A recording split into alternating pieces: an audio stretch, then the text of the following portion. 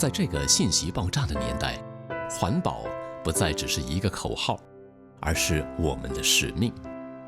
只有把这份信念深深扎根于心，融入我们的身心灵，将有形的承诺化为无形的自然之爱，我们才能真正领略与自然和谐共处的美丽。在柬埔寨的大山深处，一所以垃圾盖成的学校正在改变人们的命运。贫困的孩子以回收物作为学费，获得了珍贵的上学机会。村民从抗拒到身体力行收集回收物，也让环保观念逐渐根植于社区之中。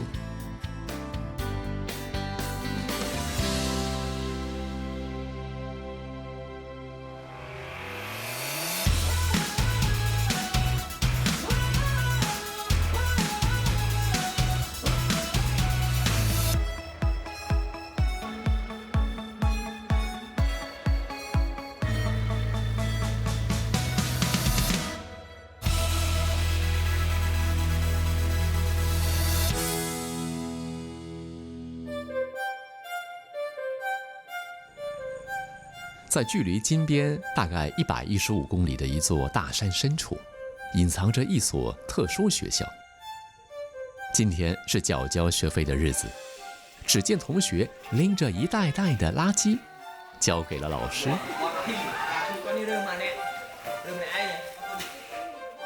20个玻璃瓶，200个瓶盖，这就是孩子支付学费的方式。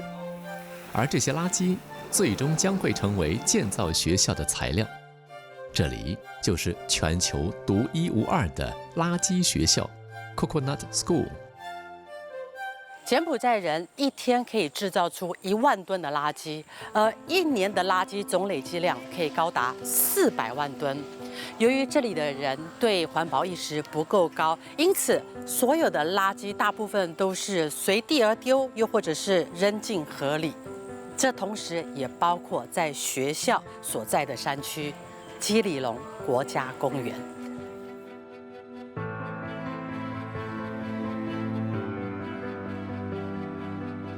基里龙国家公园位于柬埔寨西南部的棒士卑省。柬埔寨语中的基里龙有幸福之山的意思。据说有次柬埔寨国王来到这里，发现了美丽的松林，就为它取了这个名字。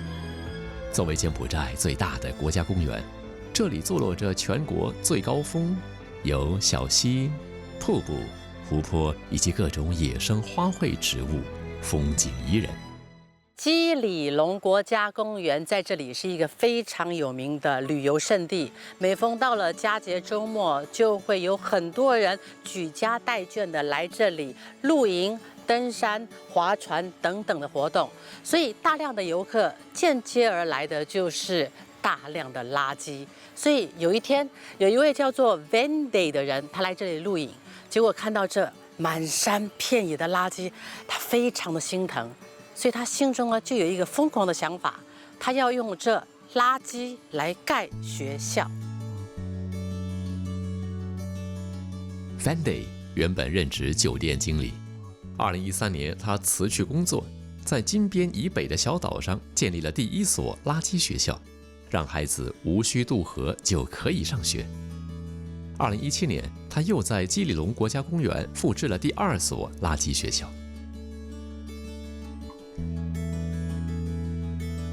哇，这里真的是五颜六色、色彩缤纷呢。这个地方呢 ，Vanday，What is this place? This place we call Coconut School, Cambodia. This area is a Friday class. The students come and talk with me. My class called Beautiful of Idea. I teach the children how to sing. បើសិនជាក្មួយមិនខំរៀនក្មួយនឹងខ្វល់ដូចគាត់ដែរមែនទេរាល់ថ្ងៃពិបាករកលុយណាដើម្បីលក់ So all the decoration is by your own idea, or you have Yeah, designer? of course by my own idea, but I need my children's support because my children they have to bring the class for me and the borrow cap. But the design, building, Design is you my have the idea. construction. Yeah, I'm stuff? build everything here. 从设计、画图到构思建造的技术 ，Vanday 几乎包揽下所有的工作。学校预计使用100万个玻璃瓶来建造，而单是眼前的这个圣诞树，就用了500个玻璃瓶哦。最初的时候，长达3个月的时间 ，Fanday 一个人在没水没电的环境下默默开垦，直到后来才有村民投入参与。然而，要以废品建出一所学校，需要大量的垃圾。还好 Fanday 因为之前在金边建的垃圾学校，在社交媒体上累积了不少粉丝，为他送来了资源。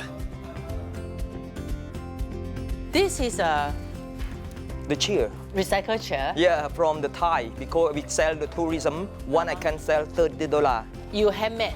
Yeah, right. All you handmade. Yeah, all handmade, but strong, huh? Strong, huh? See, kid can be a trampoline. The trampoline, huh? Kid can play. You can play like a kid. See? So this is also a rubber Yeah, $10 from Thai, from the car. car. So $10 for tourism, but most of them they cannot support because the local people $10 expensive. 哦，其实它就真的是很有创意，而且是，我觉得是非常的有这个环保意识。像这个轮胎做的椅子啊，还有这个置物柜，在这里一个卖$30，这个一个卖$10。对当地人来说太贵，对国外的游客来说的话，他们可能买得起，但是太重，他们带不了。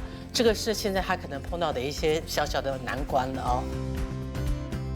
Fanday 的理念是 Trash to Tuition， 一个到处捡垃圾的人，人们赋予他了一个绰号，叫做垃圾人。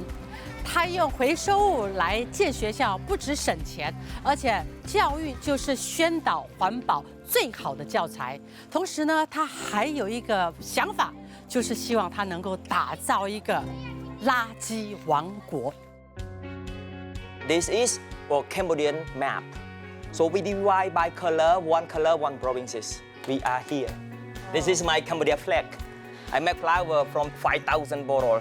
哦，这个是瓶盖，然后那个是保特瓶身，然后在这个最头部剪掉之后，就这个东西把它这里开成了花。Coconut School, we have 2 places in Cambodia. Total, I'm going to build 3 places. One on the island, close to the Phnom Penh.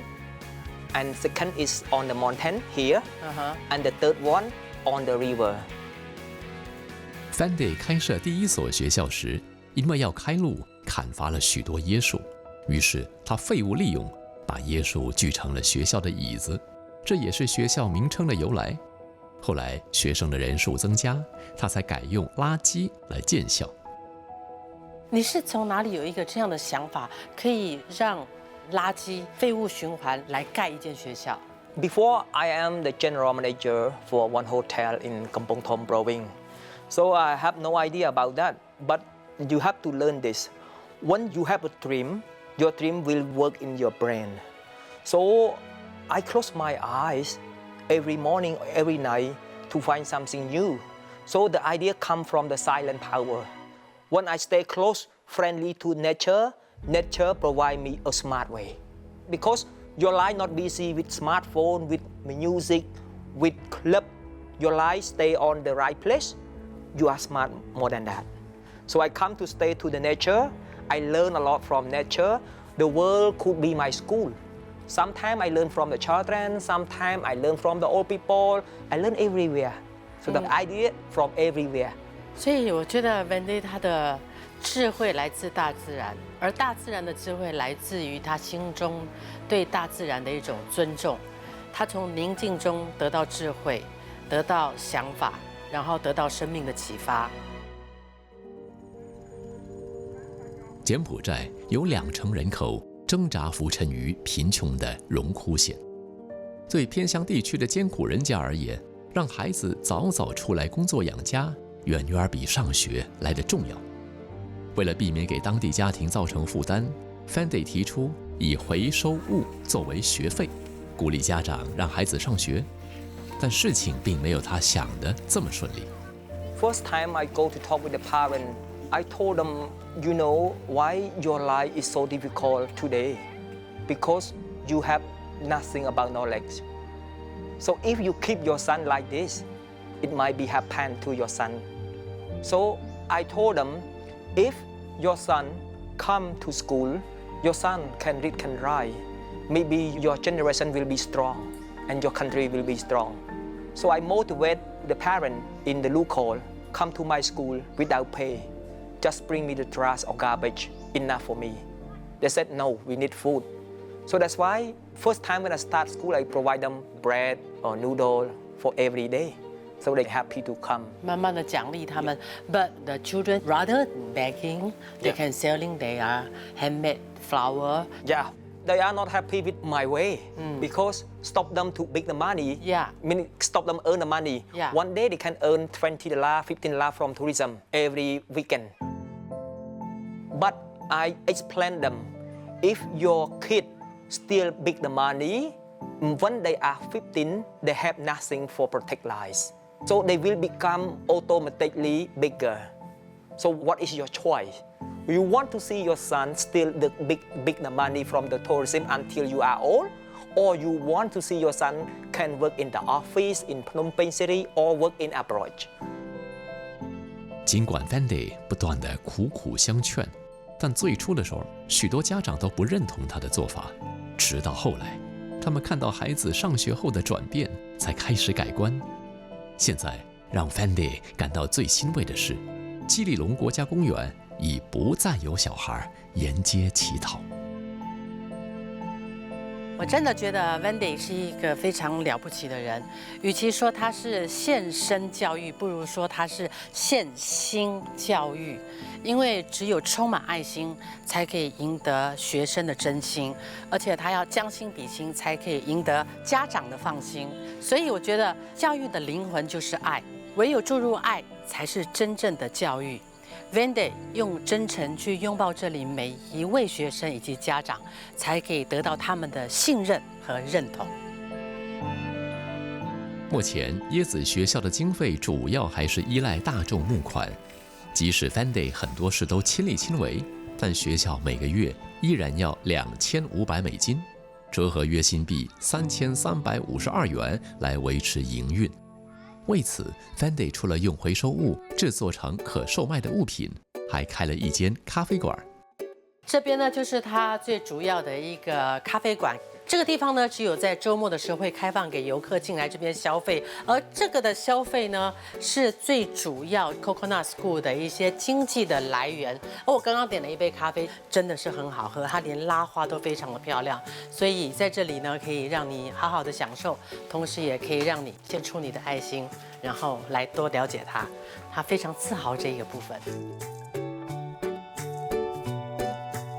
椰子学校注重环保概念，每一天上课前，学生的首要任务就是打扫校舍。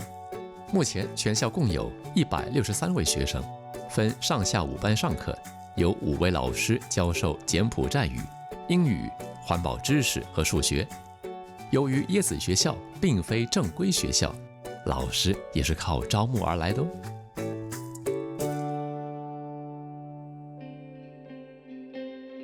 摩瓦原本在金边的小学当老师，7年前因为丈夫受聘到国家公园工作，才举家搬迁到这里。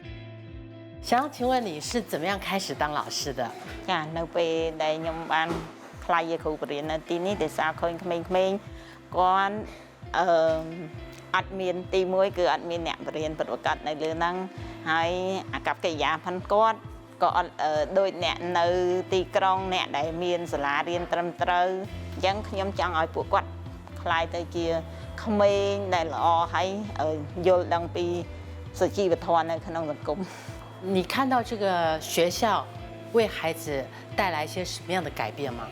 គាត់បានផ្លាស់ប្ដូរច្រើនតាំងពីអាកប្បកិរិយាផងគាត់ការនិយាយស្ដីក៏ផ្លាស់ប្ដូរនៅពេលដែរនៅពេលឥឡូវគាត់ចាប់ផ្ដើមមានសុជីវធម៌មើលឃើញការរៀនសូត្រផងគាត់ក៏ខំប្រឹងប្រែងហើយពេលឥឡូវគាត់ផ្លាស់ប្ដូរមកច្រើន 那么对环保意识这一块东西，他们有些什么样的进步吗？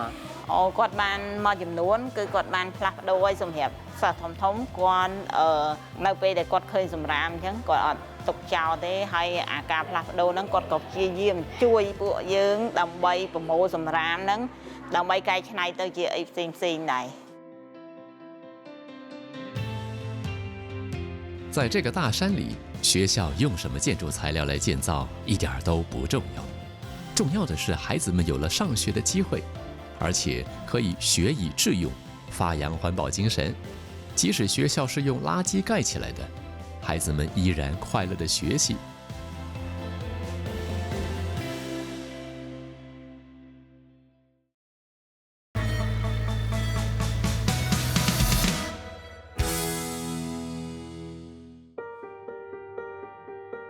在柬埔寨，只有1成的垃圾被回收，其余的则运往垃圾填埋场或焚烧。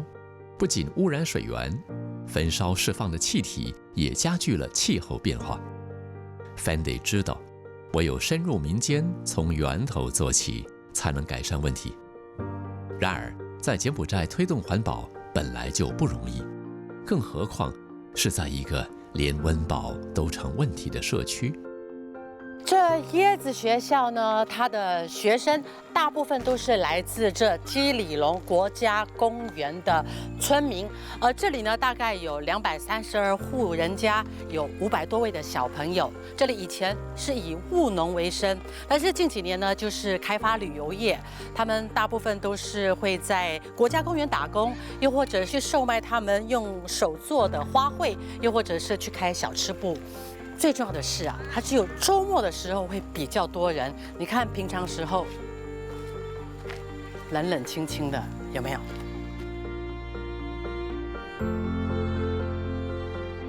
为了帮补家用，过去村里的孩子们几乎都不上学。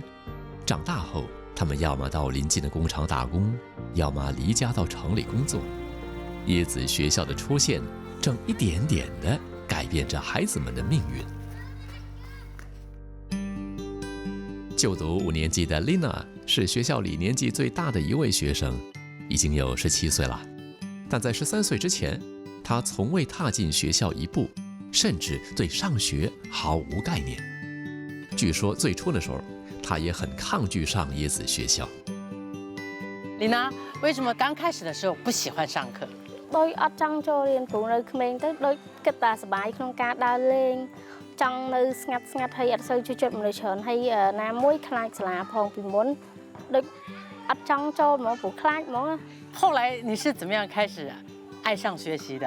មុនដំបូងខ្ញុំដើរកាត់សាលាដងខ្ញុំឃើញមានក្មេងៗទូចៗដូចខ្ញុំហ្នឹងគាត់លេងសប្បាយឃើញគាត់រត់លេងគាត់ជិះស្គីគាត់លេងមួយមិត្តភ័ក្តិសប្បាយពេកទៅពេលហ្នឹងអត់គិតថាចង់មករៀនទេចង់តែមកលេងមួយមិត្តភ័ក្តិអញ្ចឹងទៅដល់ពេលសប្បាយយូរទៅដូចជាបានកាលហ្នឹងមកទឹកបានខ្ញុំចាប់ដើមថា ឃើញមិត្តភ័ក្តិគេកាន់សភៅគេកាន់បិទទៅសេអញ្ចឹងទៅចំណែនគេហើយក៏សម្រាប់ចិត្តសុំពូដេមករៀននៅសាលាដងនឹងដែរអញ្ចឹងណាអីមកវិជ្ជាចូលចិត្តជាងគេភាសាអង់គ្លេសនិងកុំព្យូទ័រពូ长大以后想要做什么呢？ ធំឡើងខ្ញុំចង់ខ្លាចទៅជាអ្នកគ្រូស្ម័គ្រចិត្តដែលទៅតាមទីជនបទដែលក្មេងៗដែលគាត់អត់ចេះអក្សរហ្នឹងដើម្បីទៅបរៀនពួកគាត់ព្រោះដោយសារមានសភៅមានបិចគ្រប់គ្រាន់បើដូចក្មេងៗតាមខេត្តផ្សេងៗកន្លែងខ្លះគាត់ត្រូវរលុយទៅរកអេបចាយដើម្បីយកលុយទិញសភៅទិញអីចឹងទៅអ្នកខ្លះម៉ាក់ប៉ាគាត់អត់ឲ្យមកចូលរៀនយ៉ាងទេអញ្ចឹងក៏ខ្ញុំថាបើខ្ញុំចេះអក្សរឬក៏រៀនបានខ្ពស់ខ្ញុំនឹងទៅបរៀនក្មេងៗនៅតាមខេត្តផ្សេងៗអញ្ចឹងណាពូ Lina 现在很珍惜可以上学的机会，5年来她都很少缺课。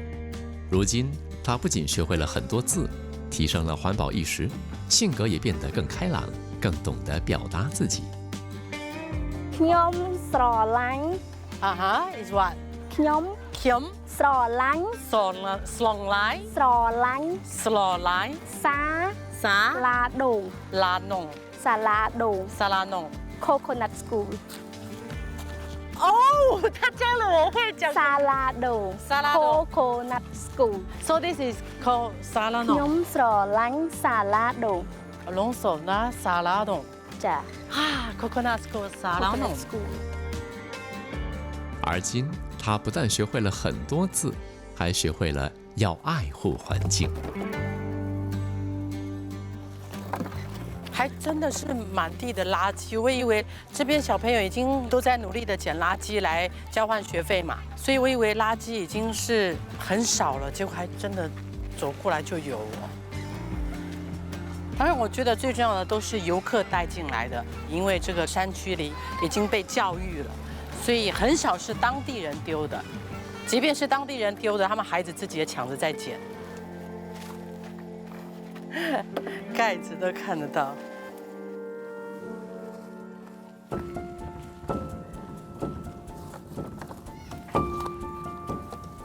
我在后面跟着他，我就说嘛，我们是一路走路在看能不能在地上捡到钱，他们是一路在捡着旧物，就用这一桶来换取他们的学费。其实我是有一点感动的。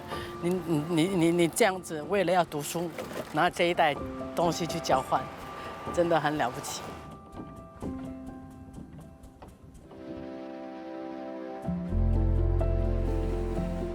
受了教育之后，丽娜觉得自己最大的改变就是有机会在学校的咖啡馆里工作。未来，她还期望可以经营一所属于自己的咖啡馆或杂货店。而丽娜的家人也对她目前的工作和学习环境给予100%的支持和鼓励。从向游客乞讨的孩子转变成学生，如今丽娜依然会在空闲时间和爸爸妈妈一起编织花圈，赚取微薄收入。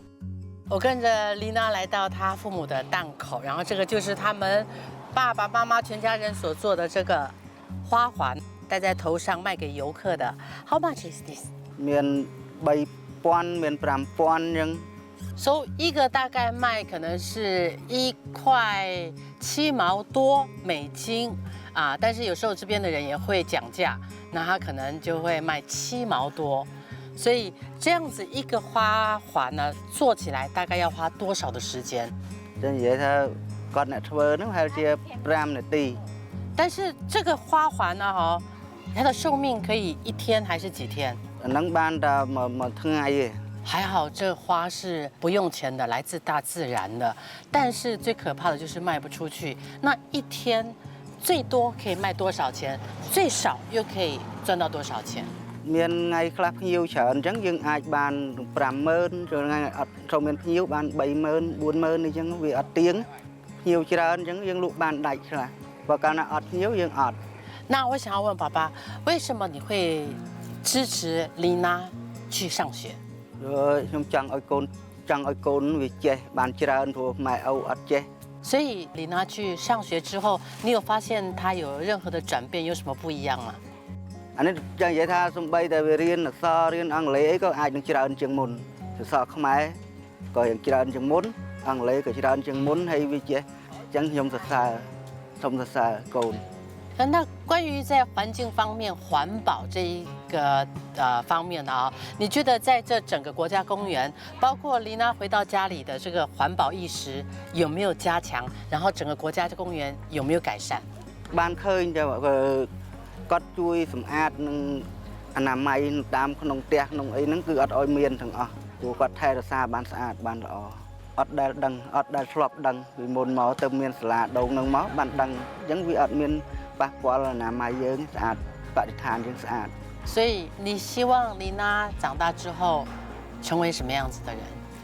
ចង់បានឲ្យតែវាចេះចំណេះខ្លាំងហ្នឹងខ្ញុំអរគុណព្រោះអត់មានអីបានជួយវាយើងបានឲ្យវាខិតខំរៀនបានចំណេះហ្នឹងខ្ញុំអរមកព្រោះយើងអត់មានអីជួយវាកើតអញ្ចឹងឲ្យវាបានចំណេះអញ្ចឹងវាចេះជួយខ្លួនវាបាន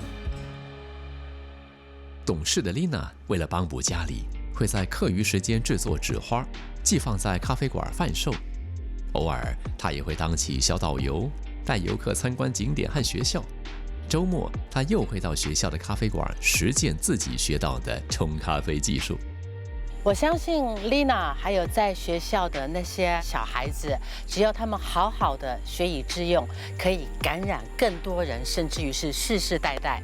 而且，如果有幸这些孩子能够走出大山，他们必将成为这社会的一个有为的青年。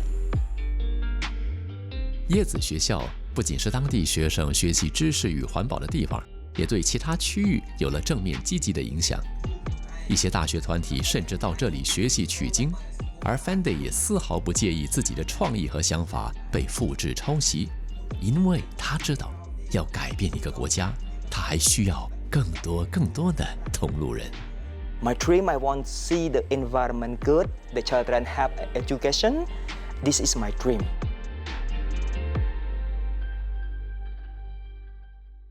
在这个荒凉的大山深处 ，Fanday 几乎是凭着一己之力，让他伟大的梦想有了雏形。我觉得教育知识跟教育环保，可能后者会比较重要，因为知识它是一种智慧，它教你礼义廉耻，但是环保概念，它是一种打从心里油然而生的一种善良的品德，你假不来。孩子的声音回荡在校园里，划破了大山的宁静。椰子学校不只改变了偏乡孩子的宿命，更借由灌输新生代环保观念，一步一步影响社区，改变社区。这是一个巨大且漫长的工程，但大山里的村民和孩子已经走出了第一步。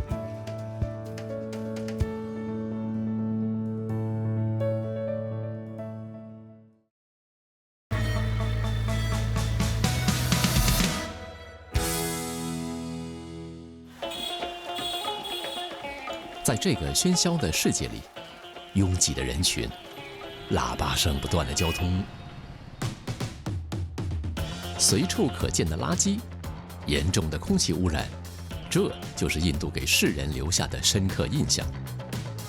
根据瑞典 IQAir 机构的研究报告，2022年全球50个最脏的城市中，印度就占了惊人的39个位置。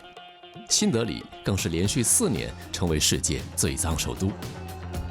但是就在这个环境声名狼藉的国度之中，却隐藏着一座享有亚洲最干净美称的村庄——莫里农。地处印度东北与孟加拉边界的莫里农，可能在一般亚洲人眼中只是一个绿化工作做得不错的村庄。但与印度其他村庄相比，它的干净整洁却是一个特别的存在。走进莫里农的村庄，仿佛走到了印度的世外桃源。这里的每一条街道、每个角落都非常的干净。他们是如何维持环境的整洁呢？听说他们村里有个村委会，我现在就去找他们了解一下。据说莫里农对环境卫生的规定十分严格。每年，村民会选出一位负责人，由他领导成立维护清洁卫生的村委会，负责监督村庄各项事务。而 Lambron 则是村委会年纪最长的委员。Lambron, I know you're a member of the committee. What's the function of the committee? The committee function as the executive body to look after the welfare of the people and to manage all the affairs of the village. Also, we have to look after the local law and order to maintain tranquility here in the village. And what's your role? My role as an elder member of the committee is to take part in the discussion and then give advice to the other members how to do the things properly, how to work together as a team to improve the condition of the village from time to time. How do you educate people to keep this village clean, to maintain this conscience? Yes. For us, the older member of the village, we have inherited that clean habit from our parents, grandparents. So it is our duty now to remind the young children how to keep up the spirit of cleanliness. And in the school also, right from the lower primary level, the school teachers are working hard to imbibe in the children that kind of spirit so that it will be in their blood. Once it becomes the habit, then it's easy to do it. If you don't acquire that habit, then it will be like hard work for you. Yes.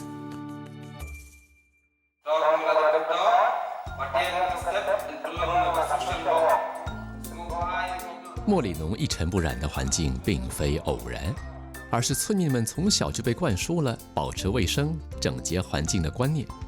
每个星期六是莫里农规定的社区清洁日，这样的传统已经持续多年不变。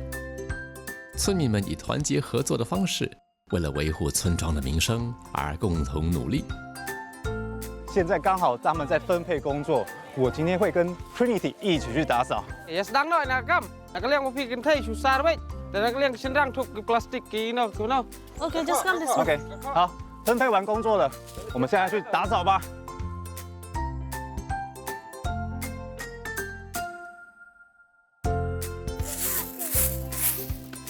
其实村子里面真的很干净，主要打扫的就是要扫一些落叶而已。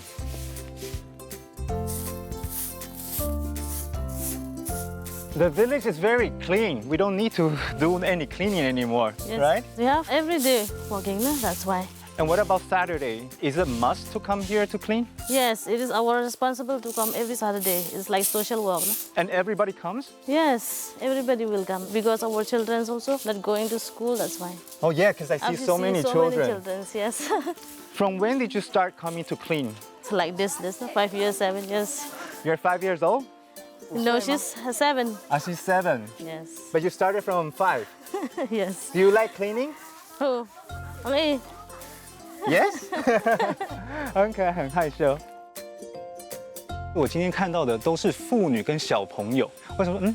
那些男生们呢？他们去哪里了？原来男人们他们在这边主要是负责做一些粗活，或者做一些重大的决策，就要靠男人。那靠女人呢，就是要来做整理。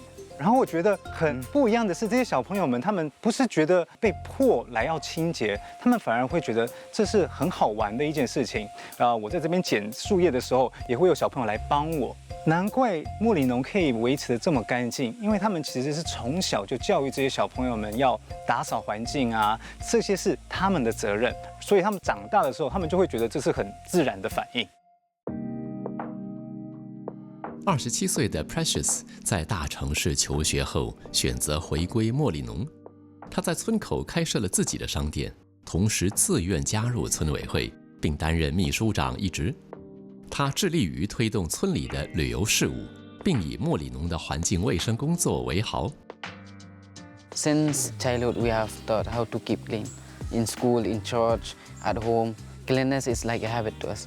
I know that the village is very clean, but I heard that the story behind it, it's because of some missionaries. Is that true? Yeah, it's true because in long time back, when the missionaries came here, there's many communicable diseases like cholera in the village. So they teach the villagers how to keep clean to avoid the communicable disease. 莫里农村民对环境卫生如此重视，这源自于130多年前祖先留下来的一段历史遗训。当时村民们以为这场浩劫是因为惹怒了恶灵而遭受的惩罚。然而，传教士的到来改变了他们的认知。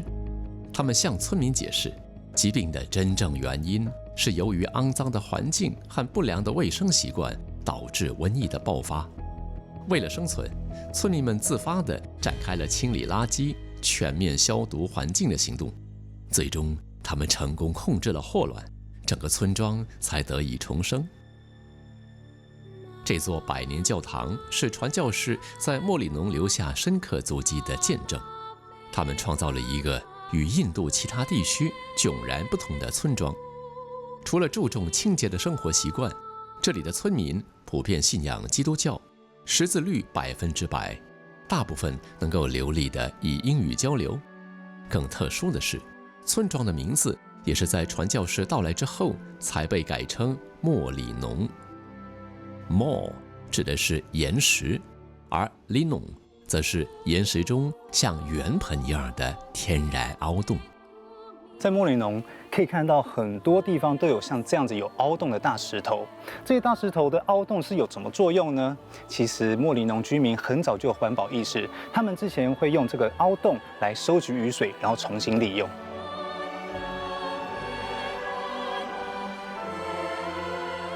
There are so many rocks like this in Molenong. These natural basin-like holes are made by the action of the rain, the wind. So gradually, it might take many years to form this kind of basin. 莫里农的环保意识源自于100年之前，就像石洞一样，历经岁月洗礼。而屹立100年的活根桥，则见证了村民们的付出与努力。美丽的活根桥是用活树培育搭建，历经几十年才得以完成。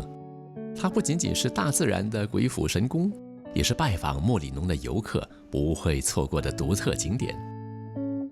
看到这些素桥，我就会想到人类与大自然是可以和谐共处的。我们可以借助大自然的力量，而不去破坏它，可以说是人们如何取之于自然、用之于自然的最佳写照。深陷于秀丽山川的怀抱中，莫里农与尘世的繁嚣擦肩而过。他在宁静祥和的氛围中沉浸，被印度人誉为“上帝的后花园”，成为人人向往、渴望一窥的人间仙境。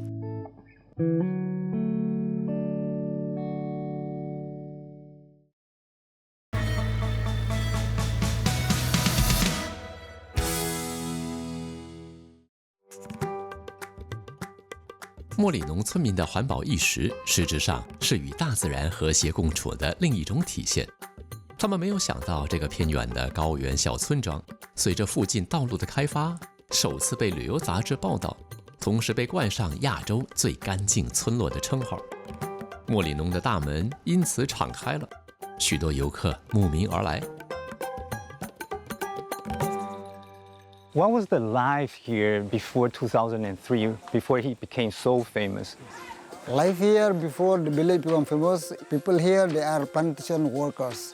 They plant betel nut, bay leaf, and nowadays broomsticks also has become the main cash crops. So life was much simpler. Yes, life is much simpler there. 被称为“上帝的后花园”的莫里农，在2003年之前几乎与世隔绝。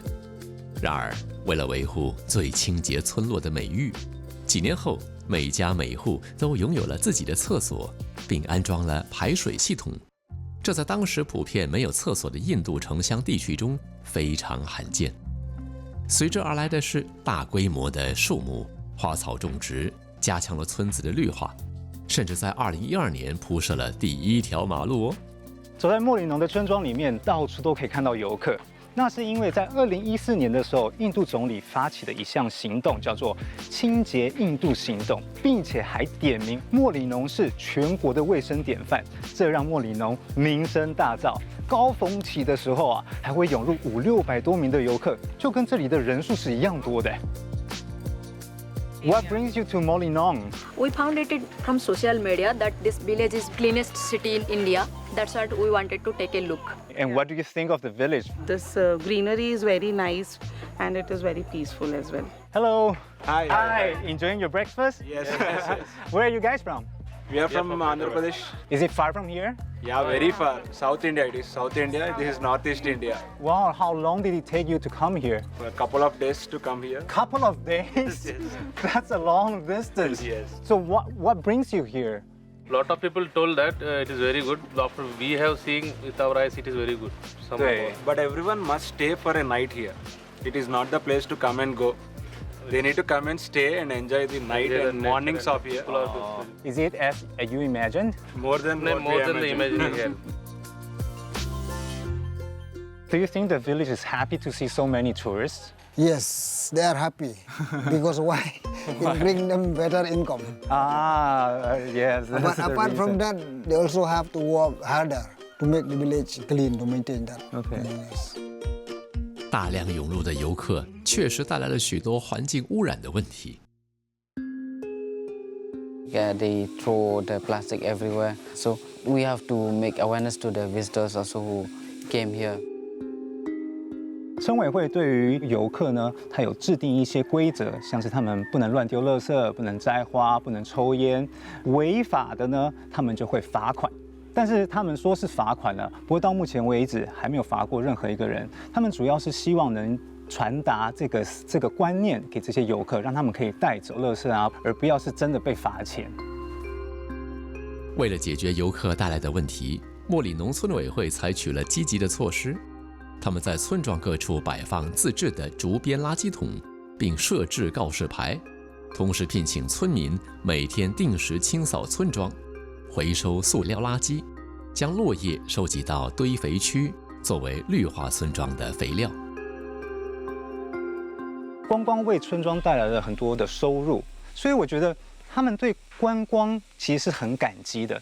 但是如何要在保持这个原有的传统，保持这个清洁度，是他们之后的一个挑战。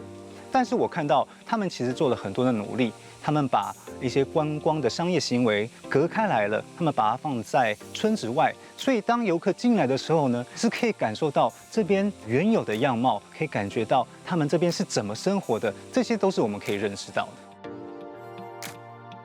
根据2017年美国全国公共广播电台的报道，旅游业的蓬勃发展让莫里农村民的收入增加了60%。With the coming of the tourists, life has become much more complex now. The people are always busy.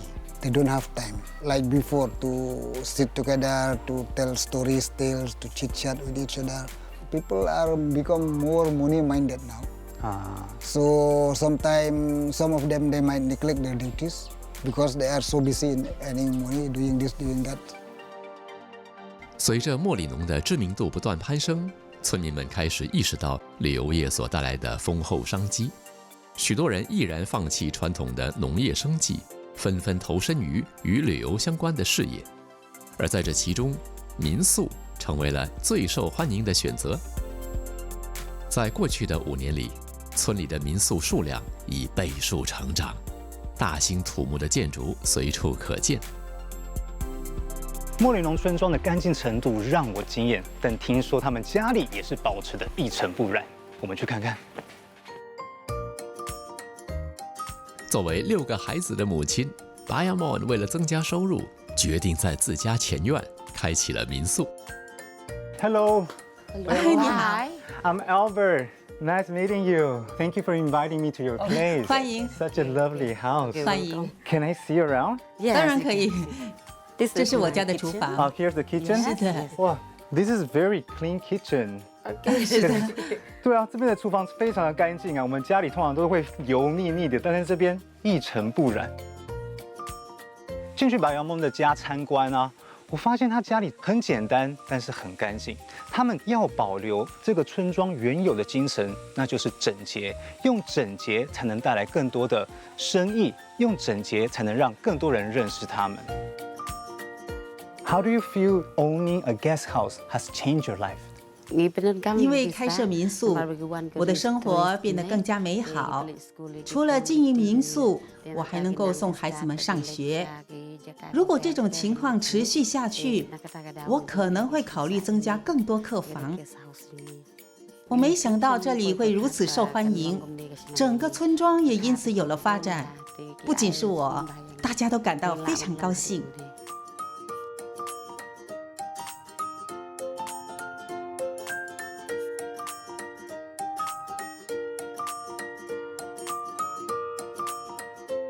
I'm very proud to be the villagers of Molnong village.